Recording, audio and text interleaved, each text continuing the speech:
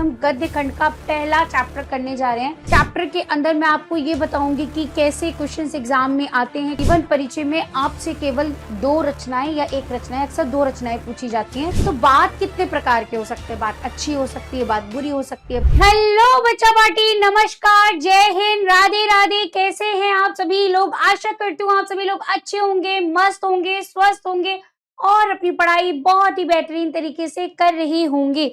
तो चलिए आज के सेशन में, जो कि आपको पता है कि हम अपनी क्लास के अंदर चैप्टर्स को करते हैं, तो आज हम गद्य खंड का पहला चैप्टर करने जा रहे हैं, जिसमें हम अपने प्रताप नारायण मिश्र जी का बाद चैप्टर करेंगे। ठीक है, तो बेसिकली इस चैप्टर के अंदर मैं आपको ये बताऊंगी कि कैसे क्वेश्चंस एग्जाम में आते हैं, कैसे हमको उनको पढ़ना है और कैसे इसके नोट्स बनाने हैं। तो चलिए स्टार्ट करते हैं आज का सेशन। ज्यादा बातें न करते हुए तो आप सभी लोग भी अपनी कॉपी पेन लेकर बैठिएगा, सुनिएगा और बाद में इसके नोट्स जरूर बनाइएगा। तो सर्वप्रथम हम लेखक परिचय देखेंगे, क्योंकि इससे रिलेटेड हमारा एक जीवन परिचय आता ही आता है। फिर हम बात पाठ को समझते हुए उससे संबंधित जितने भी प्रश्न जो गद्य आधारित होंगे, ठीक है, जो गद्य आधारित होंगे वो हम सारे प्रश्न भी देखेंगे और उससे रिलेटेड हम टॉपिक भी देखने वाले हैं। ठीक है, तो चलिए अब बढ़ते हैं आगे और देखते हैं आज का जीवन परिचय। अगर सबसे पहले मैं टॉपिक की बात करूं, फॉर्मेट की बात करूं कि आज हम पढ़ने क्या जा रहे हैं या जो पढ़ेंगे वो एग्जाम में आता कैसे, पेपर की मैं अगर स्पेशली बात करूं बेटा जी, तो पेपर में हमारे, ठीक है, एक आएगा जीवन परिचय। ठीक है, एक जीवन परिचय आएगा। एक सेकेंड,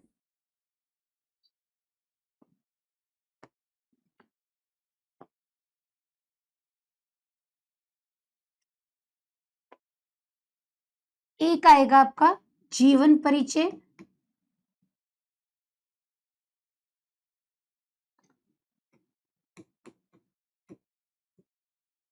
और एक आएगा बेटा आपका, एक तो जीवन परिचय और एक गद्य आधारित प्रश्न।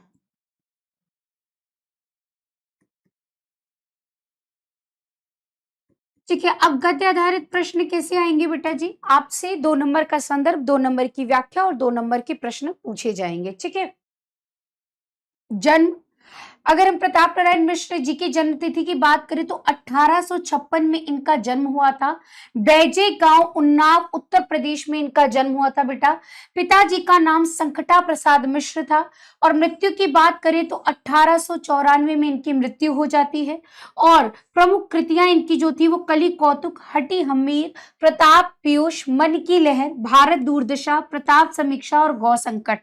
संपादन की बात करें तो ब्राह्मण एवं हिंदुस्तान पत्रिका का इन्होंने क्या करा था, संपादन करा था। और व्यवहारिक एवं खड़ी बोली, यानी प्रैक्टिकल जो भाषा होती है और खड़ी बोली जिसमें हम आपस में बात करें, इस भाषा में अपनी रचनाएं लिखा करते थे, इन्हीं का ये प्रयोग करते थे। और अगर हम हिंदी साहित्य में स्थान की बात करें तो हिंदी के प्रचार प्रसार में इनका महत्वपूर्ण योगदान रहा है। तो बेटा जी अगर हम बात करें कि एग्जाम में आपको जीवन परिचय क्या मैम ऐसे शॉर्ट में लिख कर आ जाना होगा, नहीं, बिल्कुल भी नहीं। 5 नंबर का आपका जीवन परिचय आएगा, जिसमें जब आपका पेपर, जैसे फॉर एग्जांपल ये आपकी शीट है, तो इस शीट में आप शॉर्ट में यहाँ एक बॉक्स बनाएंगे और यहाँ पर शॉर्ट में उनका जन्म, उनकी रचनाएं, उनके माता पिता का नाम, कृतियां और मतलब ये शॉर्ट में थोड़ा सा बता दो। ठीक है, इसके बाद उसी चीज को डिटेल में उनका पूरा जीवन परिचय आपको रखना होता है।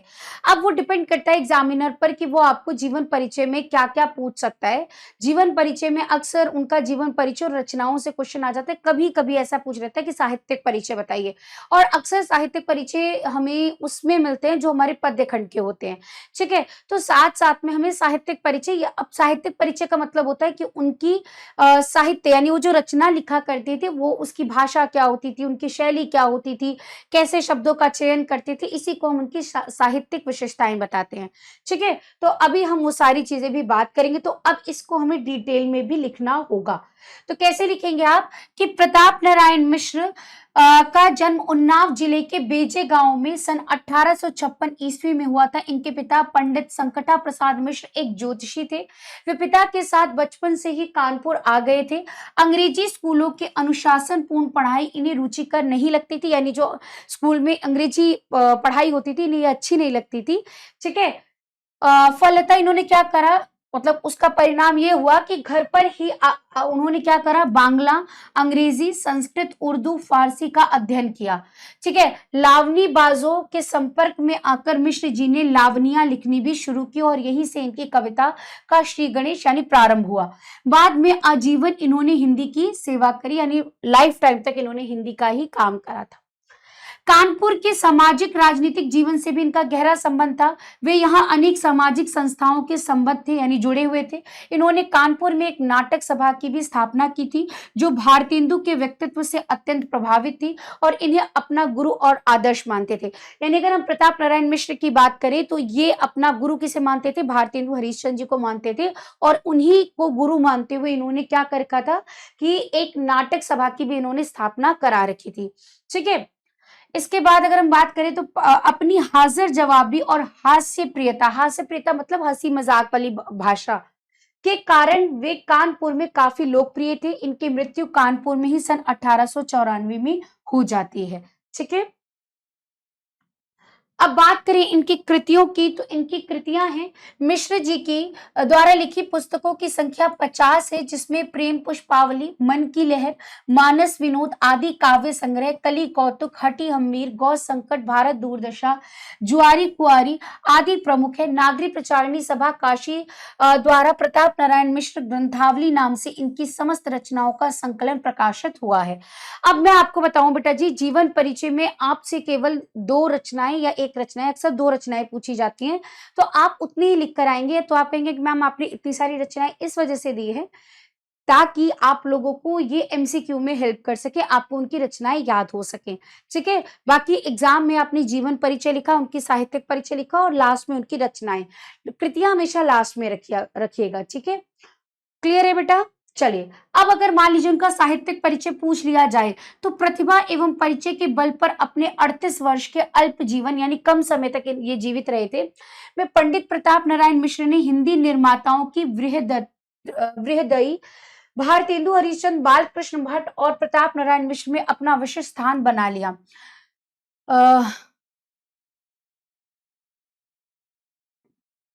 कविता के क्षेत्र में ये पुरानी धारा के अनुयायी थे। ब्रजभाषा की समस्या की पूर्तियां ये खूब किया करते थे। हिंदुस्तान का नारा भी इन्होंने ही दिया था। मिश्र जी का उग्र और प्रखर स्वभाव उनकी कविताओं की अपेक्षा उनके निबंधों में विशेष मुख होता था। ठीक है, अगर हम बात करें इनकी मिश्र जी के निबंधों में स्नेह और फक्कड़पन की सरसता थी। इन्होंने कुछ गंभीर विषयों को कलम चलाई, जिसका विषय मतलब जिसकी भाषा अत्यंत सीधी और सरल रखते थे। हिंदी निबंध के क्षेत्र में आज भी उन्होंने जैसे लालचपूर्ण निबंध की अभी बहुत कमी है। इसके निबंधों में पर्याय विविधता है। भाषा शैली की बात करें, अब आप कहेंगे कि मैम हमें जीवन परिचय जो आप पूरा बता रहे हैं क्या एज इट इज उतारना है? बेटा ये जीवन परिचय मैंने आपको इतना बड़ा दिया है, लेकिन इतना नहीं आपको लिखना है। ये इस वजह से दिया ताकि आप जब इतना पढ़ेंगे तो उसका 70-60% ही याद रख पाते हैं। ठीक है, आपको अपने पेपर में कितना लिखना है कि भाई जीवन परिचय लिखा जो डिटेल में रखा, फिर रचनाएं मतलब उनकी साहित्यिक परिचय अगर पूछी गई है ना, ये इसलिए बड़ा हो गया क्योंकि इसमें मैंने साहित्यिक परिचय दिया। अगर साहित्यिक परिचय नहीं है तो सीधे उनकी रचनाएं बताएं, और ये 1 से 1.5 पेज के अंदर आपका जीवन परिचय खत्म हो जाना चाहिए। इससे ज्यादा बड़ा आपका जीवन परिचय नहीं होना चाहिए। ठीक है, चलिए, मिश्र जी की भाषा मुहावरे एवं कहावतों से सजी हुई अत्यंत लच्छेदार है, जिसमें उर्दू, फारसी, संस्कृत शब्दों के साथ साथ वेसवाड़ी के देशी शब्दों का भी प्रयोग हुए हैं। इनके निबंधों की शैली में एक अद्भुत प्रवाह एवं आकर्ष है। इनकी शैली मुख्यतः 2 प्रकार की है, विनोदपूर्ण, ठीक है, हंसी मजाक, और एक दूसरी गंभीर वाली। विनोदपूर्ण शैली का उत्कृष्ट कहना समझदा की मौत है। गंभीर शैली में इन्होंने बहुत ही कम लिखा है। ये उनके स्वभाव से बिल्कुल ही विरुद्ध था। मनोयोग नाम से निबंध इनकी गंभीर शैली की उत्कृष्ट नमूना है। बात करें अगर हम इनकी, मतलब ये 2 शैली में लिखा करते थे, एक हंसी मजाक में और एक गंभीर में। तो गंभीर में बहुत ज्यादा नहीं लिख पाते थे, एक ही बहुत ज्यादा अच्छा माना जाता है, और ज्यादातर ये हंसी मजाक व्यंग करने वाले टॉपिक पर भी लिखा करते थे। ठीक है, चलिए अब बढ़ते हैं आगे। और चैप्टर की तरफ चलते हैं। अब चैप्टर में हम गद्य पढ़ेंगे और गद्य से ही हम चैप्टर को भी समझेंगे और एग्जाम में कैसे पूछे जाते हैं क्वेश्चंस, ये भी साथ साथ देखेंगे। ठीक है, तो आपको इस तरह का कुछ एक गद्य दे दिया जाएगा और इस पर आधारित 3 प्रश्न पूछे जाएंगे, एक संदर्भ, एक व्याख्या और एक 2 नंबर का इस पर बनने वाला एक प्रश्न पूछ लिया जाएगा। ठीक है, तो इसको अब हम देखेंगे कि कैसे हमें करना है। चलिए, तो यदि हम वैद्य होते तो कफ और पित्त के सहवर्ती बात की व्याख्या करते तथा भूगोलवेता होते तो किसी देश के जल बात का वर्णन करते, किंतु दोनों विषयों से हमें एक बात कहने का ही प्रयोजन नहीं है। हम तो केवल उसी बात के ऊपर 2-4 बातें लिखते हैं जो हमारे तुम्हारे संभाषण के समय मुख से निकल के परस्पर हृदयस्थ भावों को प्रकाशित करती रहती हैं। अब इसका मतलब क्या है? पहले तो हम चैप्टर के मुद्दे को समझेंगे कि इसमें आज वो बात किस चीज की कर रहे हैं। बेसिकली वो बात पर बात कर रहे हैं, मतलब बात पर बात, हम कोई भी बात करते हैं, है ना? तो आज वो जिक्र कर रहे हैं कि हमें बात जो करते हैं इसके बारे में क्या कहना है।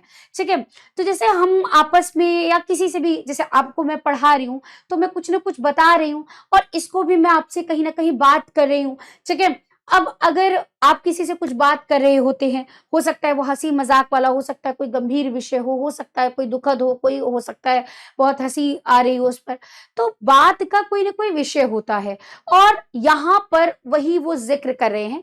आज पूरे चैप्टर में हम यही बात करने वाले हैं कि बात कैसी होती है, कुछ अच्छी बातें होती है, कुछ बुरी बातें होती है, हमें कैसी बात करनी चाहिए, कैसी बात नहीं करनी चाहिए।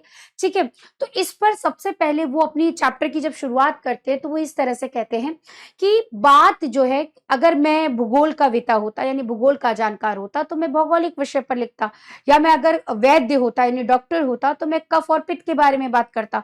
पर मैं तो एक क्या हूं, लिखने वाला हूं और मैं यहाँ पर केवल क्या कर रहा हूं, मेरे मन में जो भी विषय आ रहा है, जो भी मेरे मन में भाव आ रहे हैं, उसे मैं अपनी बातों के जरिए आप तक पहुंचा रहा हूं।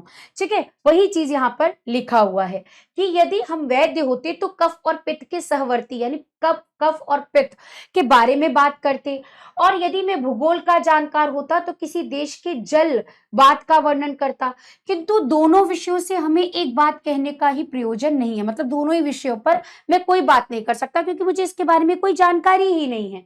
हम तो केवल उसी बात के ऊपर 2-4 बातें लिखते हैं जो हमारे तुम्हारे समभाषण, मतलब आपस में जो हम बात कर रहे हैं के समय मुख से जो निकल निकल कर, परस्पर मतलब होता है आपस में। ठीक है, परस्पर मतलब आपस में, हृदय मतलब हृदय से निकलने वाली, ठीक है, हृदय से निकलने वाले भावों को प्रकाशित करती रहती है।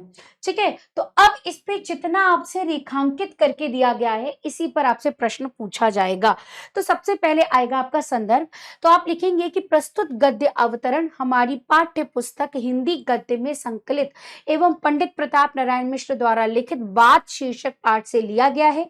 यहाँ लेखक बात की महत्वता को बताते हुए या महत्ता को बताते हुए कहता है, यहाँ कहते कर लेंगे ज्यादा अच्छा है, कहते हैं कि जिस प्रकार का व्यक्ति होता है उसी प्रकार की बात करता है। यानी जिस आप एज ए स्टूडेंट है तो आप स्टूडेंट वाली बात करेंगे, मैं टीचर हूं मैं टीचर वाली बातें करूंगी।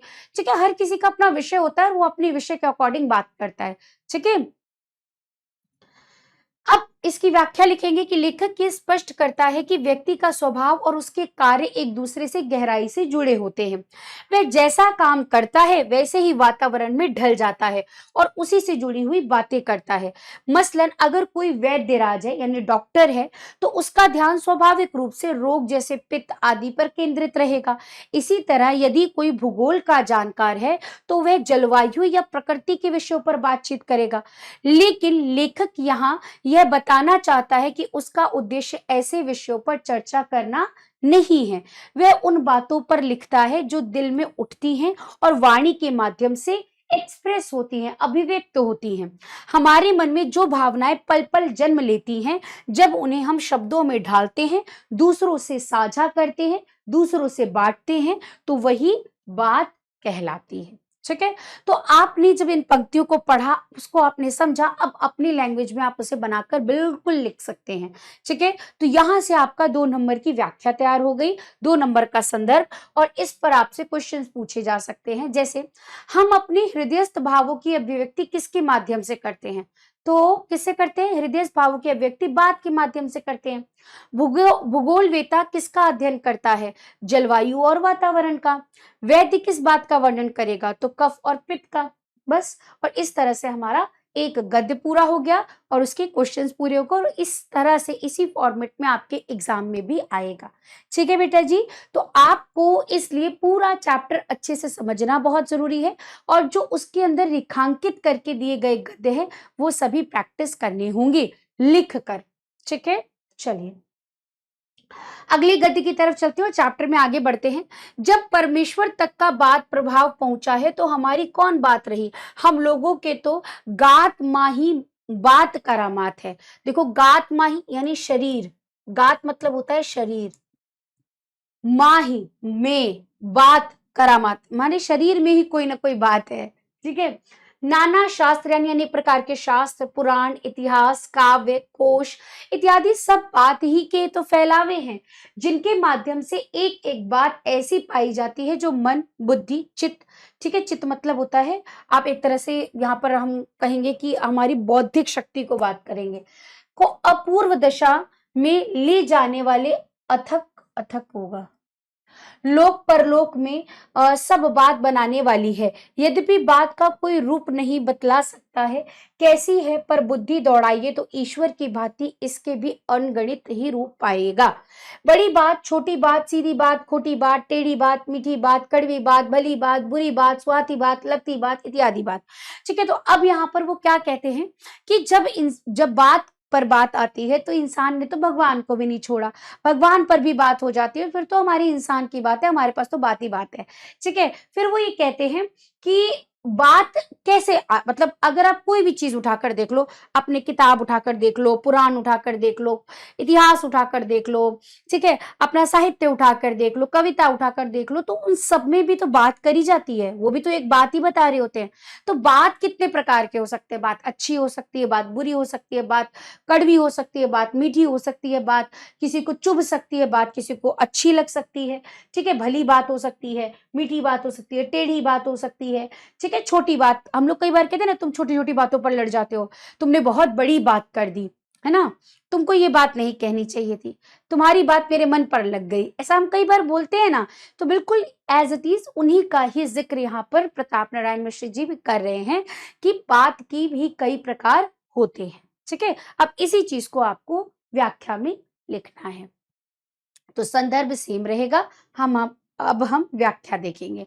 ठीक है, तो इसकी व्याख्या में आप लिखेंगे कि लेखक ये बताता है कि हर व्यक्ति का स्वभाव और उसका कार्यक्षेत्र उसकी सोच और बातचीत के विषयों को निर्धारित करता है। उदाहरण के लिए एक वैद्य स्वाभाविक रूप से रोगों और औषधि की चर्चा करेगा, जबकि भूगोल का जानकार जलवायु और देशों के बारे में बात करेगा। लेकिन लेखक खुद ये स्पष्ट करता है कि उसका उद्देश्य इन तकनीकी विषयों पर चर्चा करना नहीं, उस विषय पर बात करना है जो दिल से निकलती हैं, जो भावनाएं मन में उठती हैं और जिन्हें शब्द में ढाल कर साझा किया जा सके। यही बात कहलाती है दिल से निकली, जीवन से जुड़ी। लेखक बात की ताकत को, उसकी गहराई को उजागर करता है और कहता है कि बात सिर्फ इंसानों को नहीं छूती बल्कि परमात्मा को भी प्रभावित करती है। भले ही परमेश्वर को निराकार और इंद्रियातीत माना गया है। इंद्रियातीत का मतलब होता है जो इंद्रियों से भापा ना जा सके, जो आंख, हमारी इंद्रियां क्या है, आंख, कान, नाक, जीभ, है ना। तो ये जो हमारी इंद्रियां हैं, इनके द्वारा जब हम ईश्वर को नहीं समझ पाते, उनको नहीं देख पाते हैं या उनको नहीं महसूस कर पाते हैं, तो उसे हम कहते हैं इंद्रियातीत, यानी इंद्रियों से जो परे हो। ठीक है, माना गया है, फिर भी उसे बोलने वाला कहा गया है, ये बात की शक्ति को दर्शाता है। ठीक है, जैसे आप देखो, हम कई बार ना भगवान से बात कर लेते हैं, हे भगवान तुमने मेरे साथ बहुत गलत करा, तुम्हें ऐसा मेरे साथ नहीं करना चाहिए था, मेरे साथ ही ऐसा क्यों करते हो, है ना। तो हमें ऐसा लगता है कि भगवान हमसे बात कर रहे हैं, जबकि हम सुन नहीं सकते, उसे देख नहीं सकते, उसे भाप नहीं कर सकते, फिर भी हमें लगता है कि हमारा भगवान हमसे बात कर रहा है ना। तो जब यहाँ तो परमात्मा से भी बात करने की बात हो जा रही है, फिर तो हम इंसान हैं। ठीक है। लेखक आगे कहता है कि हमारे जीवन की हर दिशा, साहित्य, शास्त्र, इतिहास, काव्य सब बातों का ही विस्तार है। एक एक बात इतनी प्रभावशाली होती है कि वह हमारे मन और आत्मा को आनंद से भर देती है। बातों का कोई निश्चित रूप नहीं होता, लेकिन उनके अनगिनत रंग रूप होते हैं, मीठी, तीखी, सरल, जटिल, और ये सभी बात ही हैं जिनके जीवन में सच्चा रंग बनता है। ठीक है, जीवन तभी कहलाएगा। अब मान लो सारी अच्छी बात हो, ठीक है, सब कुछ अच्छा ही लगे, तो जीवन में हमें कैसे पता चलेगा कि ये अच्छा ही है? फॉर एग्जाम्पल, आप कोई चीज़ मीठी-मीठी खाते हो, आपको कैसे पता चलेगा कि वो मीठा है? जब उसके कंपैरिज़न में आप कोई कड़वी चीज़ खाओगे, है ना? आपने कड़वी चीज़ खाई तो तब आपको पता चलेगा नहीं पहली वाली चीज़ तो मीठी थी, है ना? तो तभी वो एक्सपीरियंस हो सकता है जब आपको सारी चीज़ों को देखने को मिले, तभी जीवन में रंग आता है, इसीलिए यहाँ पर बहुत सारी बातों का ज़िक्र हुआ है। ठीक है? चलिए। अब इससे पूछा जाएगा कि गात माही बात करामात का क्या अर्थ है? तो इसका अर्थ है कि हमारे शरीर में तो बात का ही चमत्कार है। कौन सी बात चित्त, मन और बुद्धि को अपूर्व दिशा की ओर अग्रसर करती है? तो अनेक प्रकार के शास्त्र, पुराण, इतिहास, काल आदि बातें चित्त, मन और बुद्धि को अपूर्व दिशा की ओर अग्रसर करती हैं। बड़ी बात, छोटी बात, सीधी बात, मुहावरे का ये क्या अभिप्राय है? तो बड़ी बात, छोटी बात, सीधी बात, मुहावरे का अभिप्राय बात का स्वरूपगत भिन्नता को दर्शाता है। ठीक है, जैसे मैंने अभी आपको एग्जांपल दिया था ना कि आपने तो बहुत बड़ी बात कही आज, है ना? ये बात तो आपने बहुत बड़ी बात कह दी। ठीक है, या फिर हम कहते हैं कैसी छोटी-छोटी बातें कर रहे हो तुम, है ना? ये कैसी छोटी बात कह दी तुमने? या हम कई बहुत कहते हैं सीधी-सीधी बात कहना, मुझे घुमा-फिरा कर नहीं पसंद है। तो यहाँ पर बात ऐसे मुहावरे भी बन गए हैं इससे, जिसका अर्थ आप भली-भांति समझ पा रहे होंगे। ठीक है? चलिए आगे बढ़ते हैं। अब आ जाते हैं हम अपने तीसरे पैराग्राफ पर यानी तीसरे गद्य पर। सच पूछिए तो इस बात की भी क्या ही बात है जिसके प्रभाव से मानव जाति समस्त जीवधारियों की शिरोमणि अशरफ उल मखलूकात कहलाती है। शुकसा ये क्या है भैया? शुकसारिकादि पक्षी, अच्छा। शुकसारिकादि पक्षी केवल थोड़ी ही समझने योग्य बातें उच्चारित कर सकते हैं। शुकसारदिक मतलब यहाँ पर तोते की बात हुई है बेटा।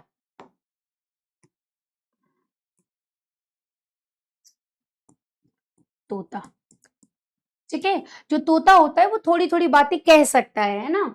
पक्षी केवल थोड़ी ही बातें समझने योग्य उच्चारित कर सकते हैं, इसी से अन्य नभचारियों, नभचारी मतलब पक्षी में चरण करने वाले, घूमने वाले पक्षी, ठीक है? की अपेक्षा आदृत समझे जाते हैं, फिर कौन ना मानेगा कि यह बड़ी बात है। हाँ, बात की बात वचन है, संबंध उसके साथ लगाए रहते हैं।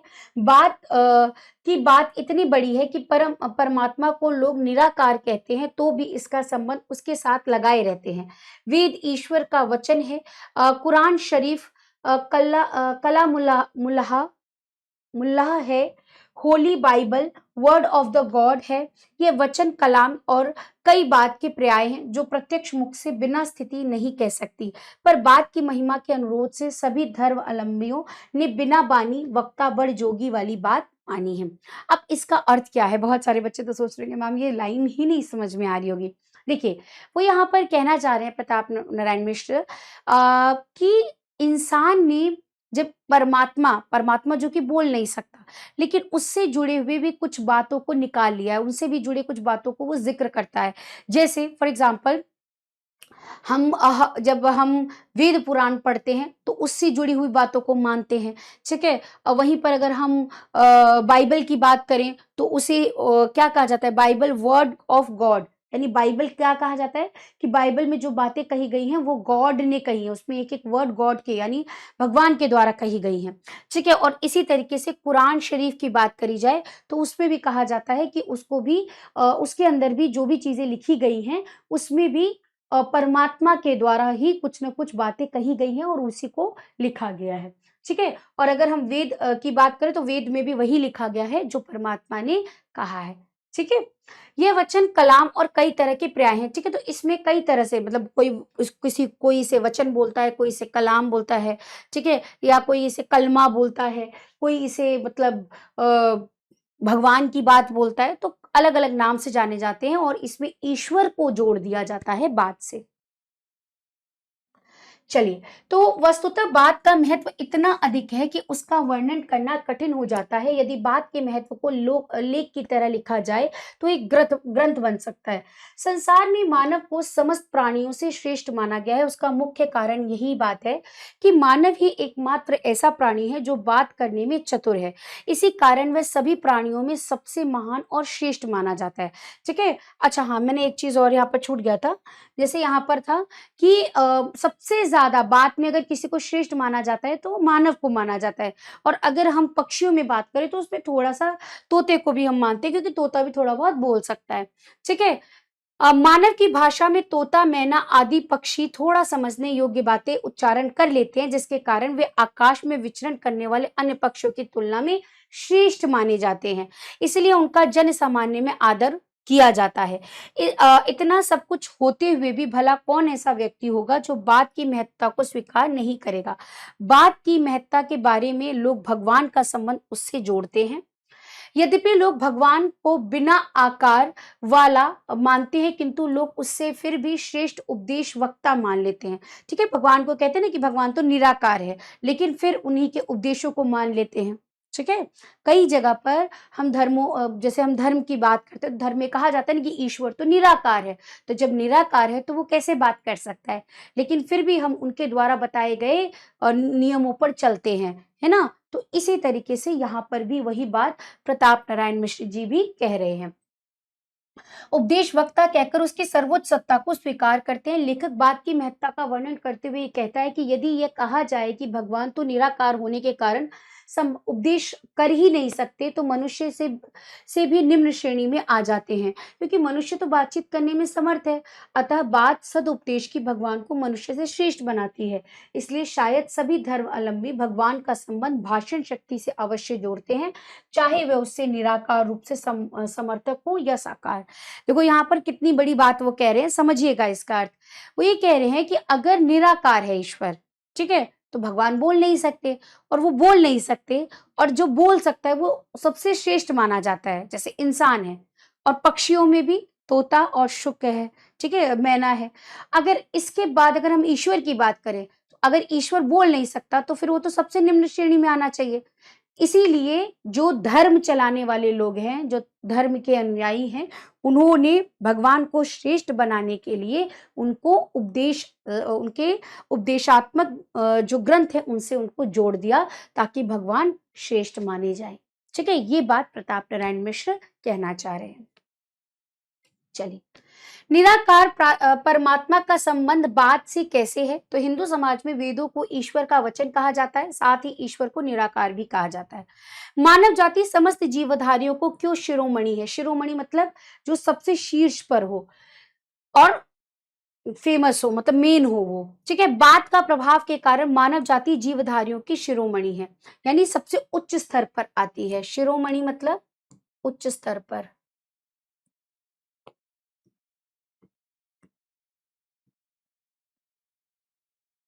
बिन पानी वक्ता बड़जोगी का क्या अभिप्राय है? तो बिन पानी बड़जोगी वक्ता बड़जोगी का अभिप्राय प्रत्यक्ष मुख के बिना बात की स्थित शब्द स्पष्ट जान जाना, मतलब बिना कहे बातों को समझ जाना। ठीक है? चलिए आगे बढ़ते हैं। चलिए आगे, एक सेकंड दीजिएगा बेटा बस मुझे।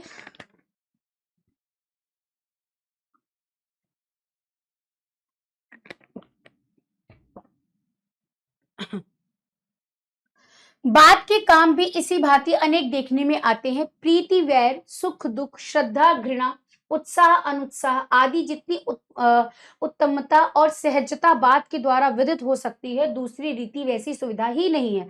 घर बैठे लाखों कोस का समाचार मुख और लेखनी से निर्गत बात ही बतला सकती है।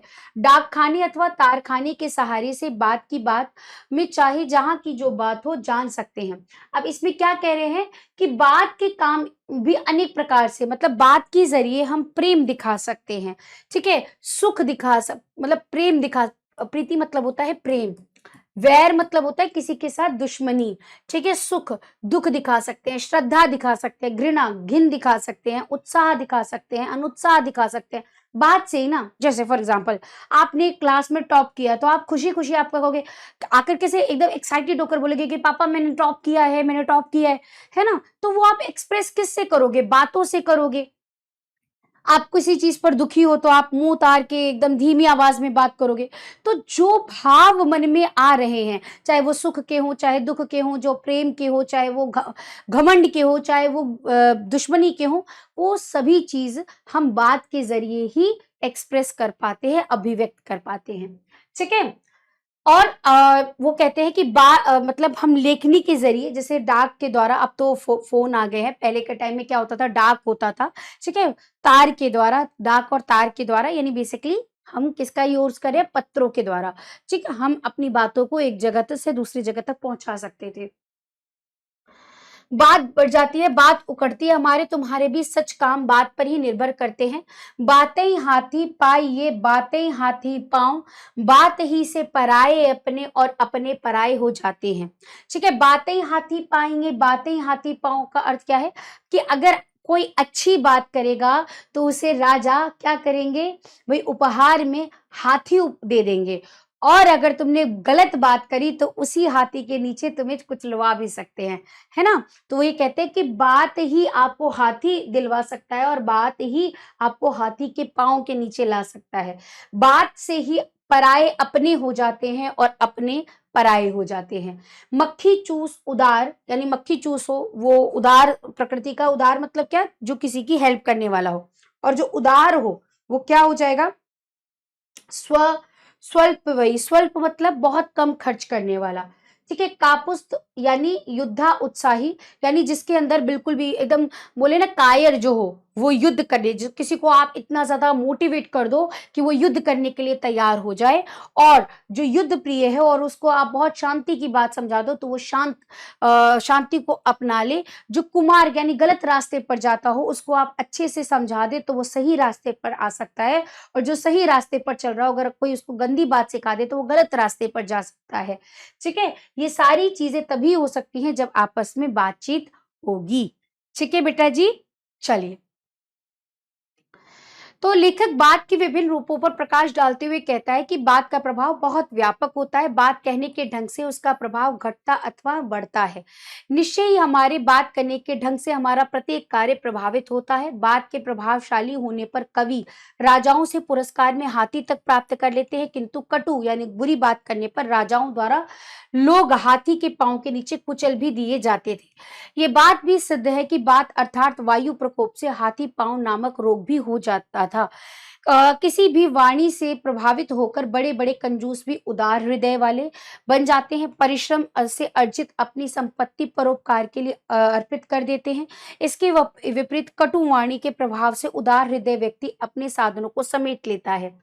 युद्ध क्षेत्र में चारणों की प्रभावपूर्ण वाणी सुनकर कायरों में भी वीरता का संचार हो जाता है।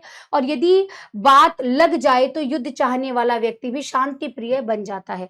बात के प्रभाव से बुरे रास्ते पर चलने वाला व्यक्ति अच्छे रास्ते पर चलने लगता है और बात की शक्ति द्वारा अच्छे रास्ते पर चलने वाला दुष्टों के साथ मिलकर बुरे रास्ते पर चलने लग जाता है। तात्पर्य ये निकलता है, अर्थ इसका ये निकलता है कि बात कहने का ढंग और शब्दों का प्रयोग मनुष्य को आश्चर्यजनक प्रभाव डालता है, यानी बात का बहुत प्रभाव इंसान पर पड़ता है, ठीक है। अब आप देखो कि आप जब दो लोग बड़े लोग बातें करते हैं तो वह छोटे लोग बच्चों को कहते हैं ना कि नहीं नहीं इनके सामने ऐसी बातें मत करो वरना ये बिगड़ जाएंगे। या फिर कहा जाता है तुम क्या बातें सुन रहे हो, चलो यहाँ से जाओ, ठीक है, बड़ों की बातें क्यों सुन रहे हो। तो आप देखोगे कि बात का भी प्रभाव बहुत ही ज्यादा इंसान पर पड़ता है और इसलिए सोच समझकर किसके सामने क्या बात करनी है ये हमें ध्यान रखना चाहिए। इसीलिए कहा जाता है ना कि जुबान ही हमें बहुत कुछ दिला सकती है और ये जुबान ही हमको बहुत अपमान भी दिला सकती है। इसीलिए कहते हैं अच्छी वाणी का इस्तेमाल करना चाहिए, अच्छे बोल बोलने चाहिए, ठीक है। चलिए, लेखक लाखों कोस का समाचार कौन बतला सकता है? तो भाई लाखों कोस का समाचार बात बतला सकती है। 5 वाक्यों पर बात का महत्व लिखिए। तो आप ये खुद होमवर्क में लिखेंगे बात को, और ये कमेंट्स में भी बताएंगे कि बात पर आपको 5 मुहावरे बनाने हो तो क्या मतलब वाक्य बनाने हो तो क्या आप वाक्य लिख सकते हैं। ठीक है, मैं आपके कमेंट्स पढ़ूंगी, तो सबके मतलब जो मतलब इस क्लास को देखेगा वो बच्चा कमेंट सेशन में 5 बात जरूर लिखेगा। ठीक है। अच्छा, एक चीज और मैं आप लोगों को बताना भूल गई, शायद बहुत सारे बच्चों का ये कमेंट आता है कि मैम इस क्लास के नोट्स कहाँ मिलेंगे। तो आपको मैं बता देना चाहती हूँ बेटा, इस कक्षा के नोट्स जितने भी हैं वो आपको मिलने वाले हैं कहाँ पर, हमारे पीडब्ल्यू के ऐप पर जाएंगे। वहां पर जाकर अगर आपके पास ऐप है तो बहुत अच्छी बात है, नहीं है तो आप उसे डाउनलोड करिए। ठीक है, और उसे डाउनलोड करने के बाद वहां पर सर्च बॉक्स में आप लिखिए दृष्टि बैच। ठीक है, दृष्टि बैच में जब आप जाएंगे तो उसको क्लिक करेंगे, वहां पर आपको सारी क्लास और उसके नोट्स आपको वहां पर मिल जाएंगे। ठीक है, तो आप वहां से क्या कर सकते हैं, अपने इस नोट्स को पढ़ सकते हैं। ठीक है, चलिए। बातें ही हाथी पाएंगे, बातें ही हाथे पाँव का आशय क्या है, तो इसका आशय होता है कि अच्छी बात से पुरस्कार मिल सकता है और बुरी बात से उसके नीचे कुछ लाया भी जा सकता है। चलिए, बात का तत्व समझना हर एक का काम नहीं है, और दूसरों की समझ पर आधिपत्य जमाना, योग्य बात गढ़ सकना भी ऐसे वैसों का साध्य नहीं है। यानी बात का महत्व, जैसे फॉर एग्जाम्पल आप लोग बात को समझ रहे हैं, ये मैं आपको समझा रही हूँ तो, लेकिन जब आप खुद पढ़े तो शायद बहुत सारी चीजें आपको ना समझ में आए। तो बात का तत्व यानी बात का सार क्या निकल रहा है, ये समझना हर किसी की बात की मतलब हर किसी की बस की बात नहीं होती है। ठीक है, और क्या होता है कि दूसरों की समझ पर मतलब जो दूसरा समझ कर बैठा है उस पर अपने बात को रखना कि नहीं, मैं जो बात कह रहा हूँ वो ठीक है, इसके लिए भी कला आनी चाहिए।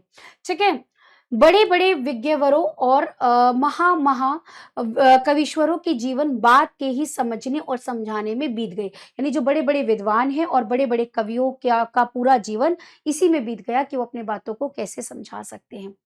सहृदय गण की बात को आनंद के आगे सारा संसार तुच्छ जचता है। बालकों की तोतली बातें, सुंदरियों की मीठी-मीठी प्यारी-प्यारी बातें, सत कवियों की रसीली बातें, सुवक्ताओं की प्रभावशाली बातें जिनको जी और ना कर दे मतलब दूसरों का अपने मन में जो जी है यानी मन है वो अपने मन में यानी अपने वश में कर सकता है।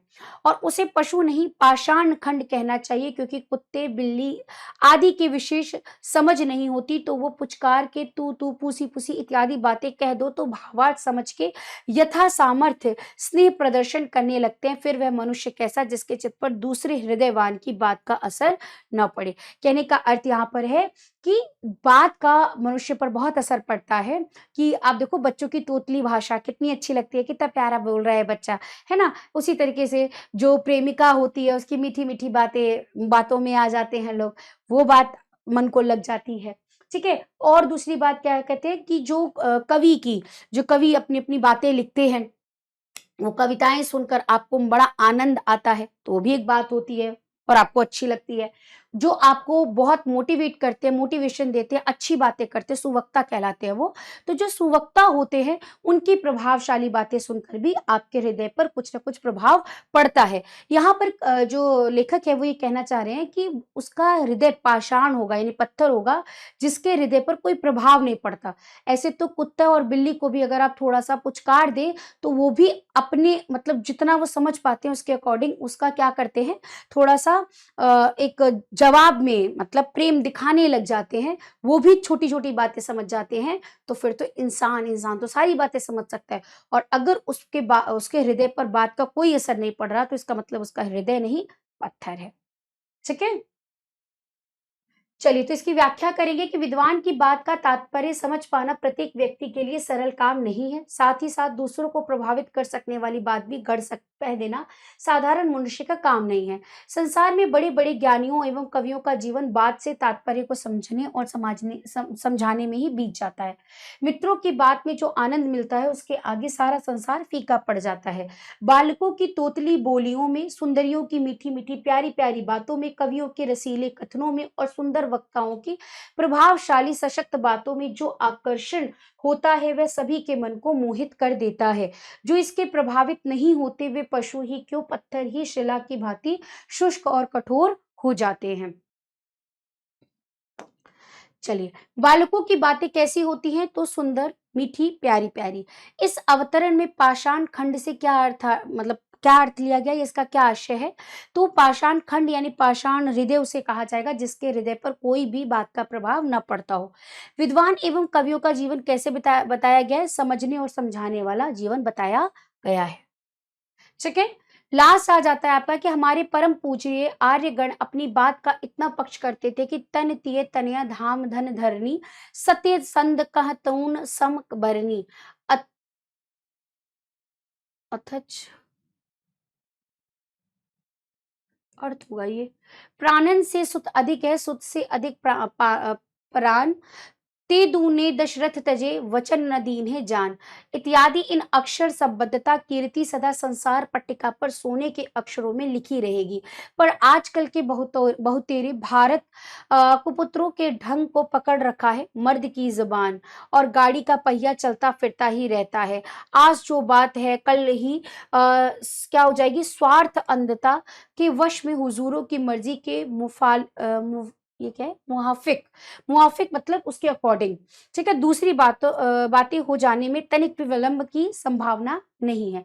यद्यपि कभी-कभी अवसर पड़ने पर बात के अंश पर कुछ-कुछ रंग ढंग परिवर्तन कर लेना नीति विरुद्ध नहीं है, पर कब जात्युपराग, देशोद्धार, प्रेम प्रचार आदि के समय न कि पापी पेट के लिए। ठीक है? वो क्या कहते हैं अब इसमें इसका अर्थ समझेंगे, बहुत कठिन मतलब आपको लगेगा कि मैडम ये बहुत कठिन वाली हिंदी लिखी है। पर इसका अर्थ समझेंगे बहुत ईज़ी है। वो ये कहते हैं कि आप हमारे वेदों मतलब अगर हमारे आप पुराने ग्रंथ उठाकर देखेंगे, हमारे आर्य गणों की अगर हम बात करें, तो उन्होंने भी बात पर कितना बल दिया है। जैसे आपने ये लाइन सुनी होगी, प्राण जाए पर वचन न जाए, ठीक है? जिसके लिए दशरथ ने अपने वचनों के लिए अपने बच्चे को वनवास तक दे दिया, लेकिन अपनी बात की मर्यादा रखी, उसके लिए भी बहुत बड़ी चीज़ होती है, ठीक है? लेकिन आजकल के टाइम में जो लड़के हो रहे हैं और ऐसी बातें करते हैं ना कि मर्द की ज़ुबान है, ये मर्द की ज़ुबान है, तो इस तरह की बातें करना अच्छी बात नहीं मानी गई है। और दूसरी तरफ यहाँ पर वो क्या कहते हैं कि हाँ, कि आप जब बात मतलब जब आपकी बात किस पर होनी चाहिए, पापी पेट के लिए मतलब आप गलत बात जब कर रहे हैं तो वो गलत चीज़ है। मतलब अगर आप पेट यानी कि किसी की चमचागिरी कर रहे हैं, ठीक है? चमचागिरी कर रहे हैं सिर्फ़ अपना स्वार्थ देखकर अपने पैसे बढ़ाने के लिए, तो वो एक गलत श्रेणी में आता है, आप गलत काम कर रहे हैं। हाँ, आप किसी का भला करने के लिए कुछ कार्य कर रहे हैं, तो वो बात सही कहलाएगी, पर अगर आप अपना स्वार्थ सिद्ध करने के लिए किसी की मतलब चमचागिरी कर रहे हैं, गलत बात कर रहे हैं, तो वो गलत ही काम कहलाएगा। लेखक का कथन है कि आजकल के भारत के अनेक कुपुत्रों ने यह तरीका अपना रखा है कि आदमी की जबान और गाड़ी का पहिया तो चलते ही रहते हैं, अर्थात गाड़ी का पहिया जिस प्रकार स्थिर नहीं रहता उसी प्रकार जवान का स्थिर रहना या बात का पक्का होना आवश्यक नहीं है। यह कथन उन्हीं स्वार्थी लोगों का है जिनके लिए जाति देश और संबंधों में कोई महत्व नहीं होता। ऐसे लोगों की आज की जो बात है कल की स्वार्थवश मालिक के मन के अनुसार बदलने में थोड़ी देर में लगी नहीं लगते हैं। लेखक आगे कहता है कि किसी महान उद्देश्य की साधना या समय आने पर बात के रंग-ढंग या कहने का तरीका बदल लेने किसी नियम का उल्लंघन नहीं है। ऐसा मानव जाति की भलाई के समय, देश के उद्धार के समय और प्रेम प्रसंग के में ही करना चाहिए। अर्था अर्थात यदि बात बदलने से मानव जाति की भलाई होती, देश का कल्याण होता है, तो प्रेम प्रसंग में प्रेमी-प्रेमिका का हित छिपा है, तो नियम विरुद्ध कार्य नहीं है। स्वार्थ या पापी पेट को भरने के लिए कभी भी बात नहीं बदलनी चाहिए। चलिए, लेखक ने किसी नियमों का उल्लंघन माना है तो मानव जाति की भलाई, ठीक है? देश का कल्याण होता है तो प्रेम प्रसंग में प्रेम प्रेमिका का हित छिपा है तो कोई नियम के विरुद्ध नहीं है। मर्द की जुबान के चलते-फिरते रहने का क्या अर्थ है कि वो कभी एक जगह स्थिर नहीं रहता, ठीक है? मतलब आजकल के जो लोग हैं वो कहते हैं ना कि मर्द की जो जुबान है वो चलते हुए पहिए के समान है, मतलब कभी भी पलट सकती है। और पहले के टाइम में कैसे थे कि बात पर टिके रहते थे, तो उसी को यहाँ पर उन्होंने ज़िक्र करा है। बात के ढंग का कुछ रंग ढंग परिवर्तन कर लेना किस प्रकार के नीति के विरुद्ध है, यानी कि आपके कर्तव्य के विरुद्ध है। तो जाति उपकार यानी किसी का उपकार करना हो या देश का उद्धार के लिए अवसर पड़ने पर बात के कुछ रंग ढंग यानी बात का कुछ रंग ढंग अगर आप परिवर्तित यानी चेंज करना चाहते हैं तो वो नीति के विरुद्ध नहीं होगा, वो सही होगा। लेकिन अगर आप अपने स्वार्थ के लिए करना चाहते हैं तब वो गलत होगा। चलिए एक हम लोग हैं जिन्हें आर्य कुल रत्नों के अनुगमन की सामर्थ्य नहीं है, किंतु हिंदुस्तानियों के नाम पर कलंक लगाने वाले के सह मार्गी बनने में घिन लगती है। इससे यह रीति अंगीकार कर रखी है कि चाहे कोई बड़ा बदकहा अर्थात बातूनी कहे, चाहे ये समझने की बात कहने का भी शऊर वैसे शऊर नहीं होगा सऊर होगा नहीं है, किंतु अपनी मति के अनुसार ऐसी बातें बनाते रहना चाहिए जिसपे कोई ना कोई किसी न किसी के वास्तविक हित की बात निकलती रहे। पर खेद है कि हमारी बात सुनने वाले उंगलियों ही पर गिनने भर को है, इसे बात-बात में निकालने का उत्साह नहीं होता। अपने जी को क्या बने, बात जहाँ बात बनाए ना बने, इत्यादि विद्यालापों की लेखी से निकली हुई बातें सुना के कुछ फुसला लेते हैं और बिना बात का बतंगड़ समझ के बहुत बात बढ़ाने के हाथ समेट लेना ही समझते हैं अच्छी बात है। तो लास्ट में इस चैप्टर को इसको खत्म करते हुए कहते हैं कि जैसे हम वो अपनी बात पर बात रखते हुए कहते हैं कि ये जो बात पर लोग कुछ लोग होते हैं ना कि उस पर उंगली उठाने लगते हैं, किसी की बात को गलत बताने लगते हैं या ये बोलते हैं कि तुम्हारी बात ये गलत है। तो जब भी कोई किसी के ऊपर आवाज़ उठाएगा, किसी की बात को समझाएगा कि तुम गलत हो, ये चीज़ हो, तो उसकी बात हमेशा दूसरे वाले को, सामने वाले इंसान को गलत ही लगेगी। यही इस चीज़ में समझाया गया है। ठीक है? तो ये था आज का आपका पूरा चैप्टर। ये बाद चैप्टर जो था वो थोड़ा-सा टिपिकल था, ठीक है? लेकिन हाँ, आपने इसमें ये एक मोटा-मोटा समझा होगा कि यहाँ पर बात करी गई है कि बात कितने प्रकार की होती है, बात कैसी करनी चाहिए, कैसी बात सही होती है, कैसी बात गलत होती है, बात से क्या जीवन में मिल सकता है, बात से क्या जीवन में खो सकता है और किस पर बात का असर पड़ता है, ये सारी चीज़ों का ज़िक्र आज की क्लास में हमने किया है। ठीक है, तो आशा करती हूँ कि ये चैप्टर आपको अच्छे से समझ में आ गया होगा और इसको थोड़ा-सा बेटा चैप्टर जब कई बार हमारे लिए ऐसे कठिन शब्द आते हैं और चीज़ें कठिन लगती हैं तो उसको हम लिख कर प्रैक्टिस करते हैं, उतना हमारे लिए अच्छा होता है। ठीक है? तो इसको आप जितना हो सके लिख कर प्रैक्टिस करिए। लिखेंगे तो चीज़ें अपने आप आपके मुख से निकलेंगी, दिमाग में आएँगी, आप लिखेंगे, उतना ही आपका टॉपिक जो है वो अच्छे से तैयार होगा। ठीक है? तो चलिए आज की क्लास को यहीं पर करते हैं समाप्त, फिर मिलेंगे नेक्स्ट क्लास में एक नए चैप्टर के साथ। तब तक के लिए आप लोग पढ़ते रहें, मस्त रहें, खुश रहें और कमेंट सेशन में वाक्य पर 5 बात पर 5 वाक्य ज़रूर लिखेंगे, ठीक है? तो मिलेंगे नेक्स्ट क्लास में, धन्यवाद।